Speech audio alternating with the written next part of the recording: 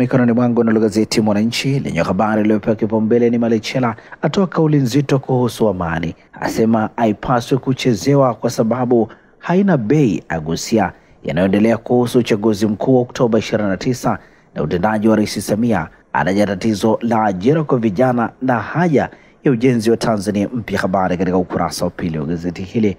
Ndugu yake katika ukurasa wa mbele wa gazeti hili akisema tukifanya hivyo tutatimiza wajibu mkubwa wa kiraia ambao ni msingi wa kudumisha amani. Haki yako ni kuongozwa na serikali ulioipa kibali chako kukuongoza, na kibali hicho kinatolewa kwa kupiga kura. Serikali imetimiza wajibu, hivyo Mtanzania yoyote asiyekwenda kupiga kura hatakuwa ameitendea haki nchi yake. Undani wa taarifa hii katika ukurasa wa pili.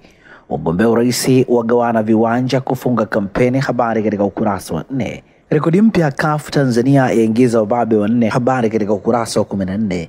Gazeti hili limeandika vita vya Mwinyi Othman sasa kwenye sanduku. Wagombea hao wa urais Zanzibar kupitia CCM na ACT walihitimisha kampeni zao jana katika viwanja tofauti mjini Unguja. Undani wa taarifa hii katika ukurasa wa 21. Matumaini mapya bei ya sukari uzalishaji vikiongezeka nchini, habari imeandikwa kwenye ukurasa wa 6 wa gazeti hili, na hivi ndivyo ambavyo limeandika gazeti Mwananchi Jumatatu leo.